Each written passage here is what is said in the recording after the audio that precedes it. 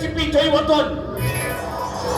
ನನಗೆ ಬೋಧನೆ ಮಾಡಬೇಡ, ನಿನ್ನ ಕಾನೂನಿನ ಪಾಠ. ನೀನಿನ್ನು ಅರಿತಿಲ್ಲ ಮಗನೇ ಕಾದಿ ಕಾವ್ಯ ಚಳಿಸಾಟ.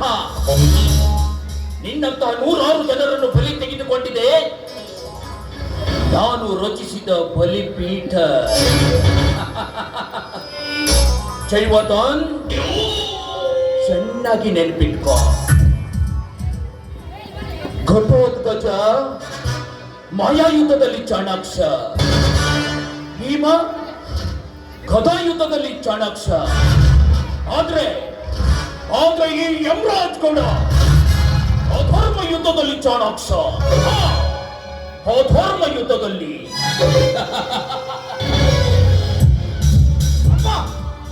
ಸಾಕು ಮಾಡಿ ನಿಮ್ಮ ಈ ಅಧರ್ಮ ಯುದ್ಧದಿಂದಲೇ ಕೌರವರು ನನಗೆ ಗೊತ್ತಲ್ಲಪ್ಪ. ಏನ್ ವಂಶೋದ್ಧಾರಕ, ಧರ್ಮ ಅಧರ್ಮದ ನೀತಿ ಪಾಠ ನೀನು ನನಗೆ ಹೇಳಬೇಡ. ಮೊದಲು ಒಳಗೆ ನಡೆಯಲಿಲ್ಲ. ಅಪ್ಪ, ಎಲ್ಲಿವರೆಗೆ ಅಧರ್ಮದ ಹಾದಿಯಲ್ಲಿ ತುಳಿಯುತ್ತಿರುವೆ? ನ್ಯಾಯದ ತಕ್ಕಡಿ ಹಿಡಿದಿರುವ ನನ್ನ ತಮ್ಮ ಅಪ್ಪ ಈ ಮನೆಯಲ್ಲಿ ಇರುವಾಗ ಇಲ್ಲಿ ಅನ್ಯಾಯದ ನೆರಳು ಕೂಡ ಸುಳಿಯಬಾರ್ದಪ್ಪ, ಸುಳಿಯಬಾರ್ದು.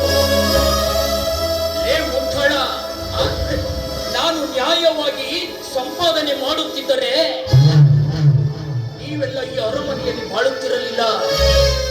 ಸುಖದ ಸುಪತ್ತಿಯ ಮೇಲೆ ನೀವು ಮೆರೆಯುತ್ತಿರಲಿಲ್ಲ. ಯಾರಿಗೆ ಬೇಕಾಗಿದೆಯಪ್ಪ? ಯಾರಿಗೆ ಬೇಕಾಗಿದೆ ನಿನ್ನ ಅರಮನೆ?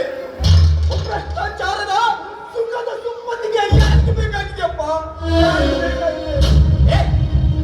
ಪುಣ್ಯ, ನೀನು ನನ್ನ ರಕ್ತದಿಂದ ಹುಟ್ಟಿದ್ಯಾದ್ರೆ ನಿನ್ನ ಬಾಯಿಂದ ಈ ರೀತಿಯಾದ ವೇದ ವಾಕ್ಯ ಬರುತ್ತಿರಲಿಲ್ಲ. ನಿಮಗೆಲ್ಲರಿಗೂ ಒಂದು ಸತ್ಯ ಹೇಳ್ತೀನಿ ಕೇಳಿ. ಇವನು ನನ್ನ ಮಗನಲ್ಲ, ನಾನು ಸಾಕಿದ ನಾಯಿ. ಅನಾಥ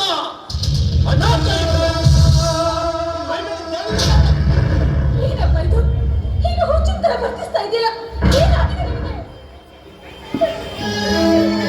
ಇವನು ನಿಮಗೆ ಮಗನಿರ್ಬೋದು, ಆದ್ರೆ ಇವನು ಯಾವತ್ತಿಗೂ ನಮ್ಮ ಅಣ್ಣನೇ. ಇವನು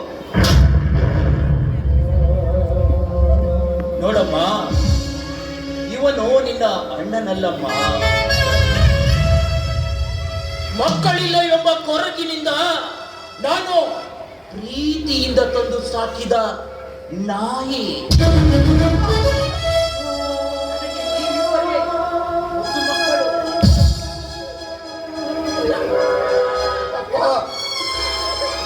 ಆವತ್ತು ಈ ನಾಯಿಗೆ ಸ್ವಲ್ಪ ವಿಷ ಕೊಟ್ಟಿದ್ದಾರೆ, ಅಂದೇ ಸತ್ತು ಹೋಗುತ್ತಿದ್ದೆ. ಆದ್ರೆ ಇಷ್ಟು ದೊಡ್ಡವನಾದ ಮೇಲೆ ಈ ಸತ್ಯನಿಗೆ ಸತ್ಯ ಹೇಳಿ ಜೀವಂತವಾಗಿ ಸಾಯಿಸಿದಲ್ಲಪ್ಪ.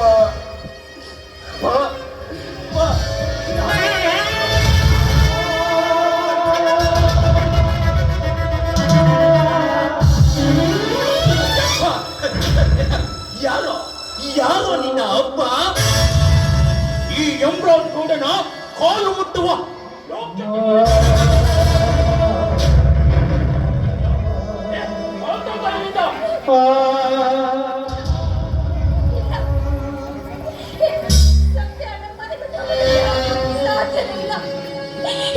ಈ ಅಂಧದ ಅರಮನೆಯಲ್ಲಿ